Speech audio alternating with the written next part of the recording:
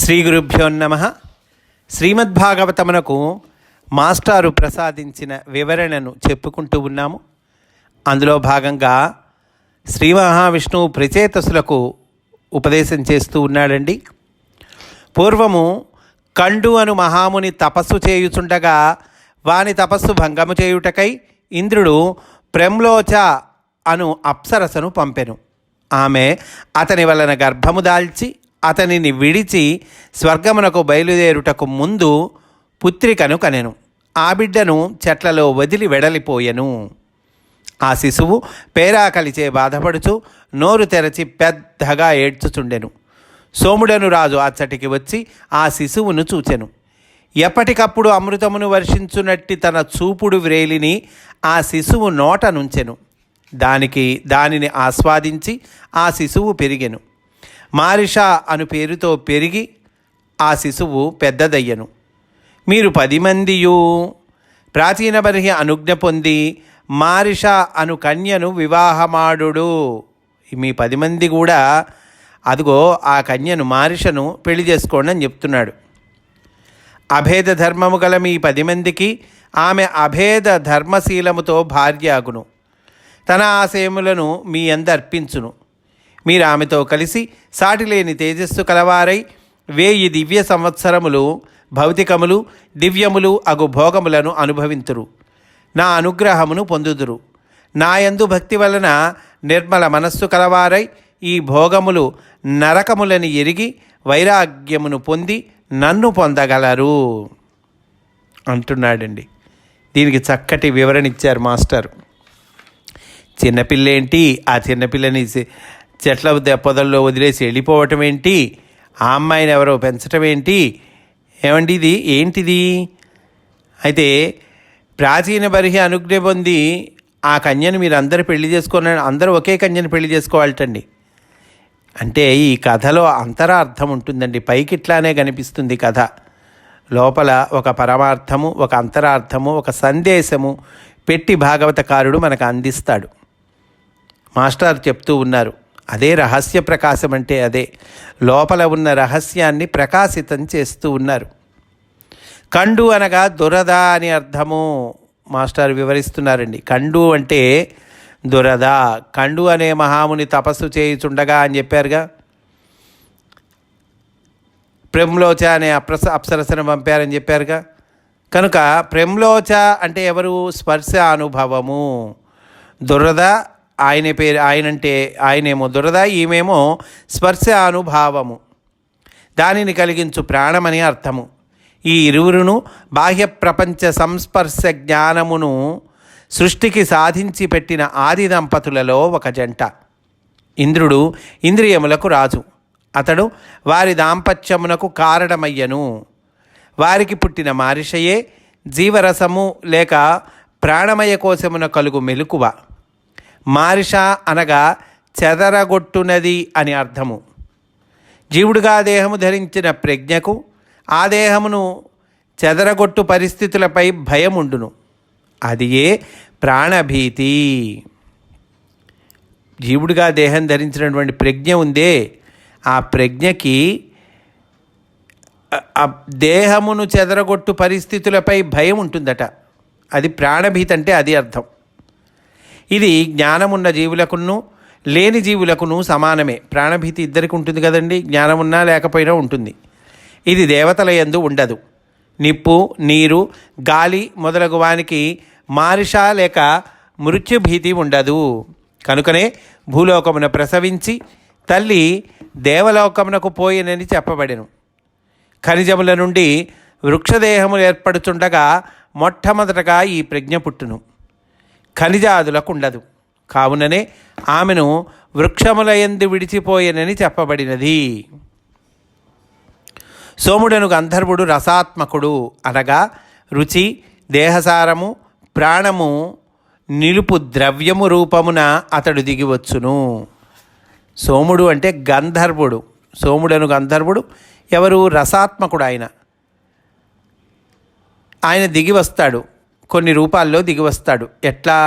రుచి రూపంలో దిగివస్తాడు, దేహసారము రూపంలో దిగివస్తాడు, ప్రాణము నిలుపు ద్రవ్యము రూపమున దిగివస్తాడు. అప్పుడే మొదటి ప్రాణమయ కోశ జీవులకు వృక్షములు పుట్టుచున్నవి. రసాత్మకుడనైన సోముడనై నేను ఓషధులను అన్నింటినీ పోషించుచున్నాను అని కృష్ణుడు గీతలో చెప్పెను. ఈ ప్రాణమయ కోశమున మొదటగా మేలుకొనుటయే ఉషస్సుగా వేదములలో చెప్పబడినది. ఉషస్సునందు మొదట స్థాపింపబడుటచే వృక్షజాతి జీవులు ఓషధులు అనబడినవి. ఈ మారిష సోముని ఆహ్వానింపగల సోమరసముగా వేదములలో వర్ణింపబడినది. ఈమె ఉషస్సున పొడుపు టెండలో చెట్ల ఆకులపై దొరికినట్లు విష్ణు పురాణమున వర్ణింపబడినది అంటున్నారండి. సరే, సోముడంటే గంధర్వులలోనివాడు. గంధర్వులు దేవగణముల కన్నా పైవారండి. గంధర్వులంటే దేవగణముల కన్నా పైవారు. బ్రహ్మాండము లోపల దేవతలు తయారగుతుండగా ఆగ్రుడ్డునకు వెలుపల ప్రవాహరూపులై అలలుగా తాళలయాత్మకులై గంధర్వులు సంగీతము పాడుచుందురు. ఆ తరంగములపై తేలుచున్న బ్రహ్మ గుడ్డునందు దేవతలు ద్వాదశాదిత్యులుగా, ఏకాదశ రుద్రులుగా, అష్టవసువులుగా రూపములు పొందుదురు. కోడిగ్రుడ్డు సొన నుండి కోడిపిల్ల దేహభాగములు ఏర్పడినట్టు ఆదిత్యులు వెలుగులైన ప్రజ్ఞలుగను, రుద్రులు స్పందనాత్మకులుగను, వసువులు అకార నామ రూపాత్మకులైన జగత్తునకు అధిపతులుగను ఉద్భవింతురు. ఈ అండము తేలుచున్న ప్రవాహమున గంధర్వులు తరంగములుగా కాలదేశములను విభజించుచు ఛందస్సులతో తాళలయాత్మక స్వరూపులై గానము చేయుచున్నారు. ఈ గంధర్వులలో సోముడు జీవరసమునకును, విశ్వావసువు జీవుల దాంపత్యాభిలాషకును అధిపతులై ఆయా వయస్సులలో జీవులయందు అంతర్యాములై సాక్షాత్కరించి పనిచేయుదురు. ఈ సోముని కిరణములు వృక్షములకు సూర్యరశ్మి మూలమునను, విత్తనములు మొలుచుటకు చంద్రుని మూలములను దిగివచ్చును. వృక్షములు మొలుచుటకు చంద్రకిరణములను, పెరిగి ఆహారము కల్పించుకొని జీవించుటకు సూర్యకిరణములను సోముని అమృత కళను ప్రసాదించుచుండును. దీనినే నవసుధావర్షి అయిన సోమును చూపుడు వ్రేలని కవి వర్ణించను అంటున్నారండి. కవి ఈ కథని వర్ణించాడు. దీనిలో ఏ భావము ఏమిటి, ఏ లైనుకి అర్థం ఏమిటి అని చక్కగా మాస్టర్ వివరించుకుంటూ వస్తూ ఉన్నారండి. ఈ మారిషను వృక్షస్థితిలోనే ప్రచేతలు వివాహమాడుతురు. వృక్షస్థితిలోనే ప్రచేతసులు వివాహమాడతారటండి.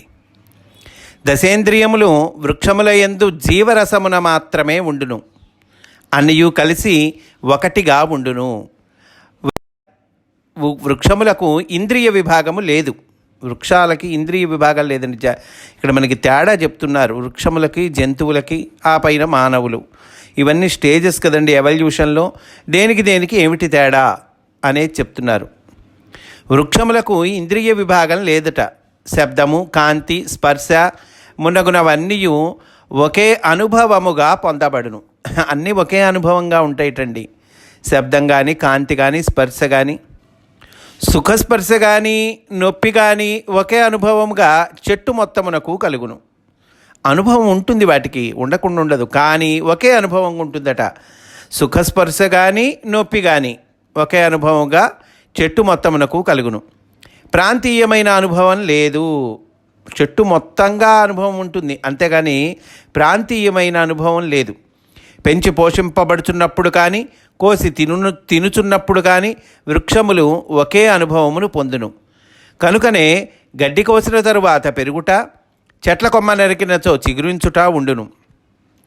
జంతువులకు, నరులకు ఇంద్రియములు వేరువేరుగా విడిపోవుట చేతను, ఒక్కొక్క ఇంద్రియమునకే భౌతికమైన ఉపాధి ఏర్పడుట చేతను నరకినచో చిగుర్చుట సాధ్యము కాదు.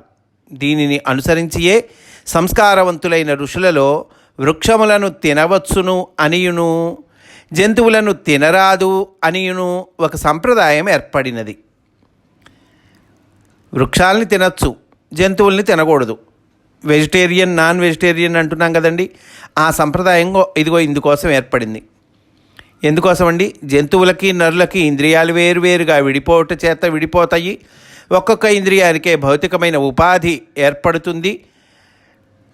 నరకితే చిగుర్చుట సాధ్యం కాదు ఎవరికి, జంతువులకి, నరులకి. అందువల్ల కానీ వృక్షాలకి కథ వేరు కదా. అందువల్ల వృక్షాలనైతే తినవచ్చునయ్యా, జంతువులనైతే తినకూడదు అనేటువంటి సంప్రదాయం ఏర్పడింది.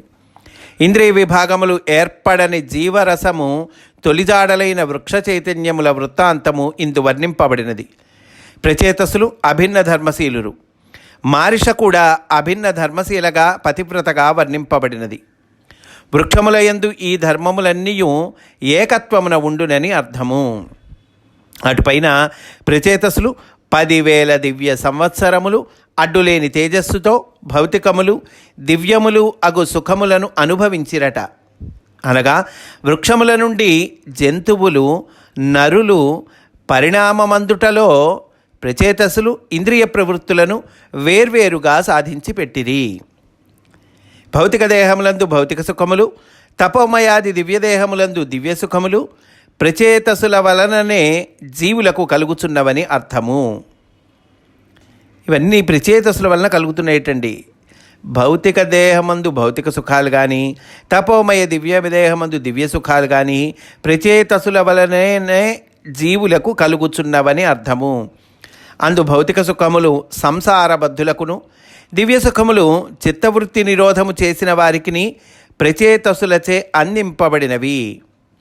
నరులలో మొదట భౌతిక సుఖముల అనుభవము, అటుపైన వయస్సును బట్టి వాని యందు వైరాగ్యము పుట్టుటయు ఇంద్రియముల ద్వారానే కలుగుచున్నది. కనుకనే కొంతకాలము సుఖములు అనుభవించి అటుపైన అవి నరకములను గ్రహించి నా స్థితిని పొందగలరు అని విష్ణువు వారికి వరమిచ్చెను. నరులలో మానవుల్లో ఏమవుతుంది, మొదటేమో సుఖముల అనుభవం, ఆ తర్వాత వైరాగ్యం కలుగుతుందండి. వయస్సును బట్టి, వయసు పెరుగుతున్న కొద్దికి వైరాగ్యం వస్తుంది. ఆ వైరాగ్యం పుట్టడం కూడా ఇంద్రియముల ద్వారానే కలుగుతున్నది. కనుక ఏమంటున్నారు, విష్ణువు వాళ్ళకి వరం ఇచ్చాట, సుఖాలు అనుభవిస్తారయ్యా కొంతకాలం, అటుపైన నరకములు ఇవి సుఖములని గ్రహించి నా స్థితిని పొందగలరు అని విష్ణువు వారికి వరమిచ్చెను. రాజకుమారులారా, మీ అనుగ్రహం లభించినచో నరులు గృహస్థులయ్యు నాకు సమర్పణగా కర్మలు ఆచరింతురు. సుందరములైన నా రూపములను, మనోహరములైన నా చరిత్ర సన్నివేశములను మీ వలననే చూడగలరు, వినగలరు. జాముల తరబడి కాలములలో వారి దినచర్యలు ఏర్పడి నా కథలయందే అద్భుతమైన సుఖము కలిగించును. వారికి సరసములైన సద్గుణములు కలుగును. అట్టి మహానుభావులకు తమ గృహములెన్నడును బంధనమునకు కారణములు కావు. అంటే గృహాలంటే ఇక్కడ దేహములని అర్థమండి. ఈ దేహాలు అట్లాంటి మహానుభావులకు బంధనమునకు కారణములు కావు. సాటిలేని నిష్ఠతో వేదము చదువువారు, యోగాభ్యాసము చేయువారు అగు మహానుభావులచే ఈ సృష్టి అందే నేను అంతర్యామగా కీర్తింపబడుచున్నాను. వారి సృష్టి కథలను నూతన కుతూహలముతో నా కథలుగా చెప్పుకొనుచున్నంత కాలము నేను వారి యందు శాశ్వతుడనై మేల్కొని ఉందును. అప్పుడు ఈ గృహములు, దారాపుత్రాదులు బంధన కారణములు ఎట్లగును? ఆయన శాశ్వతుడై మేల్కొని ఉన్నప్పుడు కనుక ఈ గృహాలు కానీ, అంటే దేహాలు కానీ, భార్యాపుత్రులు కానీ, సంతానం కానీ బంధనకారం ఎట్లా అవుతారో అవ్వరు. ఎందుకని ఆయన ఉన్నాడు కదా మేల్కొని.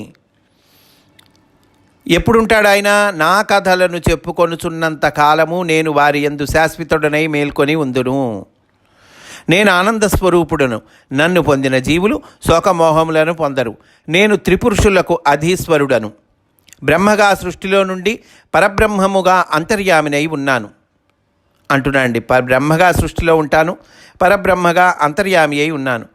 త్రిపురుషులనగా త్రిమూర్తులు మరియు జీవులయందు క్షరపురుషుడు, అక్షరపురుషుడు, పురుషోత్తముడు అను వ్యూహములు కలవాడు.